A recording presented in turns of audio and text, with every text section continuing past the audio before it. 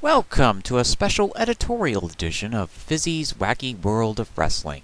I'm 14 Fitzpatrick, and for today's episode, welcome to the darkest timeline.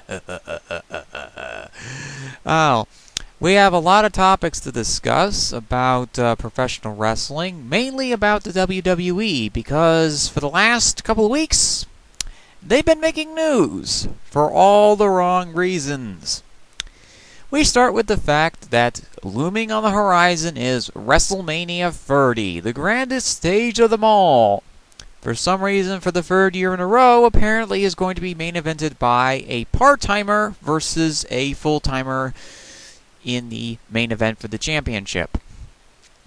The two participants so far are Randy Orton and Batista, who won the Royal Rumble pay-per-view, or more specifically the match, which caused a large chorus of cheers.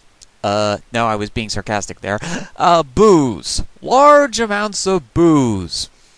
People were not happy about the fact that Batista won the Royal Rumble, and they are still not happy about Batista winning the Royal Rumble. They're also not happy about the fact that Orton is still champion after all this time because he's keeping the shiny thing away from a certain deranged lawn gnome. Yes, Daniel Bryan, who is more over than anybody else in the company right now as far as faces go. So, that leaves WWE with quite the dilemma. Do they continue with their scheduled Randy Orton versus Batista WrestleMania match? Or do they change things up at the Elimination Chamber and have a certain deranged lawn gnome win the chamber match for the second time ever? Well, that's going to be a very interesting decision that comes up in the coming weeks. But the fact remains, whose idea was it to put Batista in the main event of WrestleMania? Okay, it's understandable if it's The Rock, who actually has a serious fan following behind him. Batista doesn't have that. He's been gone for 4 years, and really, a lot of people weren't happy to see him back. I mean, it's nothing against the guy or anything like that. It's just, they liked it when he was a heel. Better than when he was a face. And people have seen this Evolution stable storyline play out before. Batista and Orton had a match in 2008. I don't think people want to see that again. Nor are they particularly happy about seeing Daniel Bryan versus Randy Orton 11 billion. Yep. Daniel Bryan has had 3 main events against Randy Orton. All of them were Montreal Screwjob type finishes. Either Big Show going on a punching frenzy and punching everybody's lights out, the referee getting bribed by the authority, or Shawn Michaels super kicking Daniel Bryan's beard off. They've all been Montreal Screwjob finishes, which isn't great, especially if you're trying to maintain any form of cheer or fan support for the face, because they think, oh, the face is no longer gonna get the belt. They're not interested in pushing him as the main event face of the WWE. Well, I think they are invested in Daniel Bryan, but these screwjob finishes really have to stop. If you're gonna push Daniel Bryan, push Daniel Bryan. He's basically obliterated every single obstacle that you put in front of him, like a deranged lawn gnome with a weed whacker. What chances do you think that Triple H is going to have in taking Daniel Bryan's momentum out? Yes, that is the potential match that's going to happen at WrestleMania if plans don't change. Daniel Bryan versus Triple H. And word coming out of the offices of Stamford, Connecticut is that potentially Daniel Bryan is not going to go over the game, Triple H, and in fact the game is going to win at WrestleMania. Well, if he wasn't going to be booed before, I think the act of that happening would probably cause riots to happen. No, seriously, riots will happen if Daniel Bryan loses at WrestleMania. Thankfully, Vince McMahon is in Daniel Bryan's corner on this one. He sees what a great performer that he is, and that he's a really big draw for the company now. Especially since we're now going to be talking about topic number 2. The 900-pound straight-edge elephant in the room, CM Punk. Apparently, he has taken his ball and gone home. Apparently, he didn't like the fact that he was going to be main eventing against Triple H, or sub-main eventing at WrestleMania against, well, The Game. And apparently he was supposed to fall to the King of Kings at WrestleMania. That also probably would cause a large amount of riots. So, it's kind of WWE is now stuck in a rock and a hard place. One of their best guys is not in the main event match at this point. And their second best face, CM Punk, has left the company temporarily. Burnout, creative differences, a lot of injuries. I understand completely why CM Punk would be walking out of the WWE. Problem is, he should have done it a lot sooner. I mean, have Ryback and Curtis Axel, the Paul Heyman guys, take out CM Punk. Have him come back at the Royal Rumble, eliminate both Axel and Ryback in the ring as they're competing in the Rumble. That sets everything up for his run at Mania. But instead, he has to pull out before the Elimination Chamber pay-per-view. So for those of you wondering why Christian or Antonio Cesaro were in the Chamber match, wonder no more. Punk was supposed to be in it. Then you also have the fact that you have Sheamus, who is going to be undergoing apparently a heel turn at some point in the near future. Is he going to be facing against Daniel Bryan, or will he be facing against somebody else? I don't know.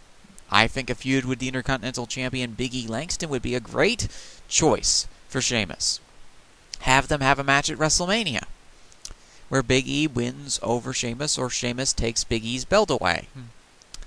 So, then we also have the Shield versus the Wyatt family match at the Elimination Chamber. This is a really interesting match, as it is two heel stables going at it. But Bray Wyatt has a psychological advantage over the Shield, and he has targeted the weakest member. Here's a hint. It's the United States Champion, Dean Ambrose.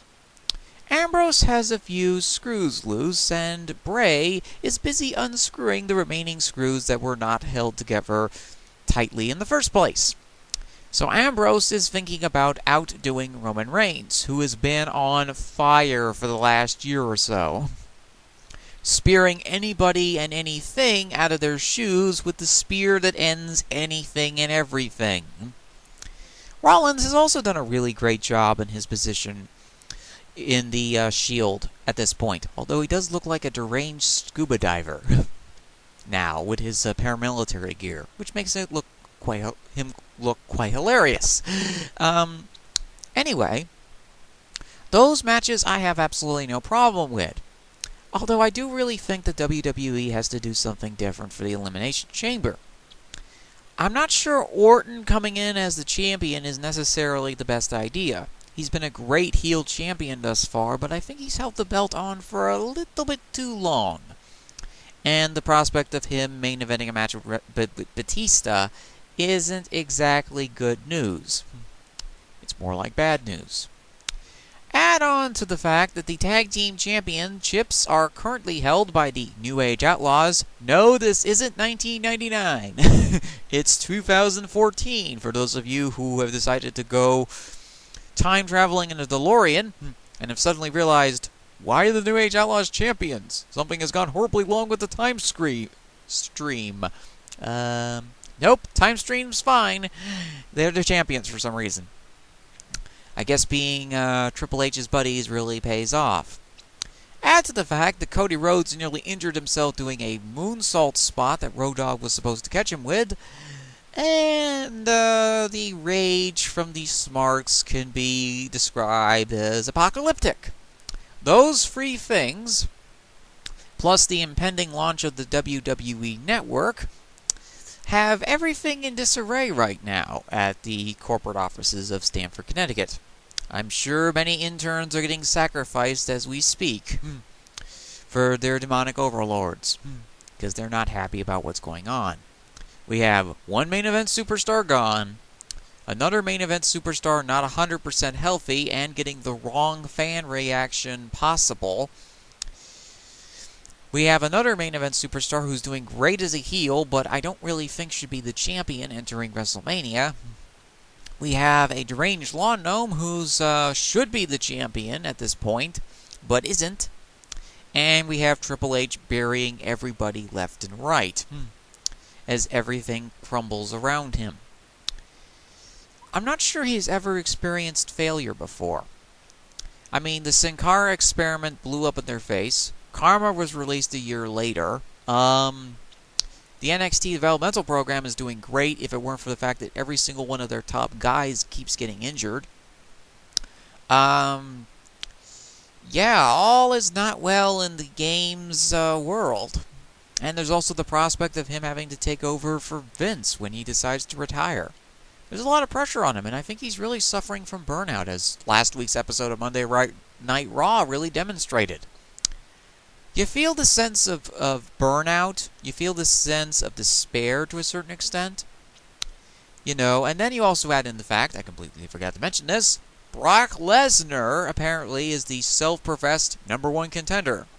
And he apparently has a date with The Undertaker at WrestleMania.